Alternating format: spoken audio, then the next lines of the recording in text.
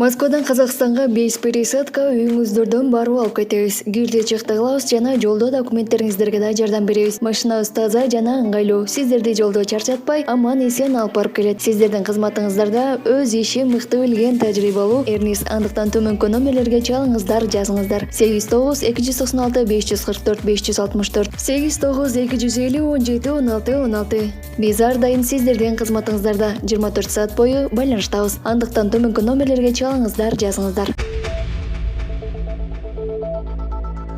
Орусияда 12 автоунаа кагышып, 16 адам жаракат алды. Санкт-Петербургда 12 автоунаа кагышып, 16 адам жаракат алды. Бул тууралуу ТАСС маалымат агенттиги билдирди. Софис көчөсүндөгү номер 52-үйдүн жанында 12 автоунаанын катышуусунда жол кырсыгы катталып, 16 адам жаракат алды деп айтылат маалыматта. Алдын ала маалыматтарга караганда, Невский жолунда жүк ташуучу унаа карама-каршы тилкеге чыгып, жеңил унаалар менен кагышкан.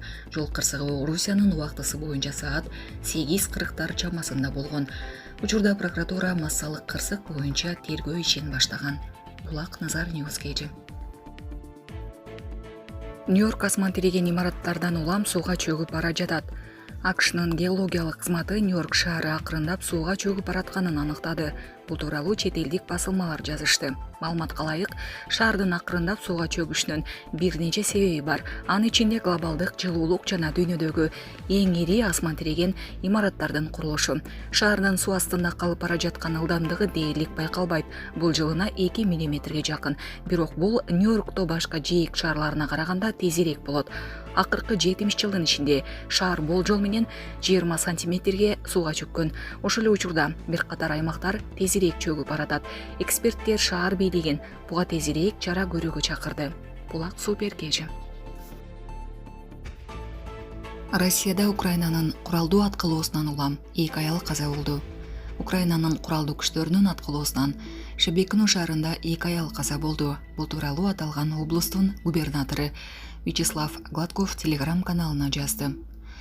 Новая Таволжанка аткылоодо алган жаракатынан улам улайган аял ошол жерден каза тапты.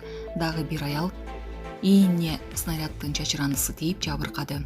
Ал номер 2 шаардык ооруканага жеткирилди. Зарыл болгон жардамдын баары көрсөтүлүүдө. Безжүтков аймагын аткылоодо дагы аял каза тапты.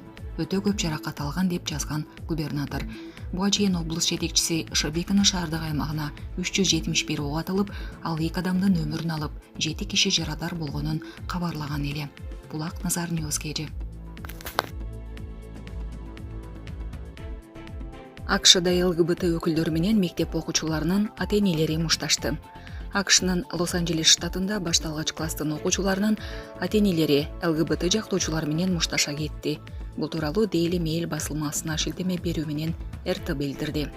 Маалыматка караганда, ата-энелер мектептердеги ЛГБТ пропагандасына каршы балдарыбызды жайына койгула деген уран менен пикетке чыгышкан. Бирок салттуу эмес жактардын активисттери акцияны өзгүлтүккө учуратууга аракет кылышкан. Наразычылык акциясына салттуу эмес сексуалдык багыттарды карманган топторго арналган иш-чаралар таңууланып өткөрүлүп жатканы себеп болду.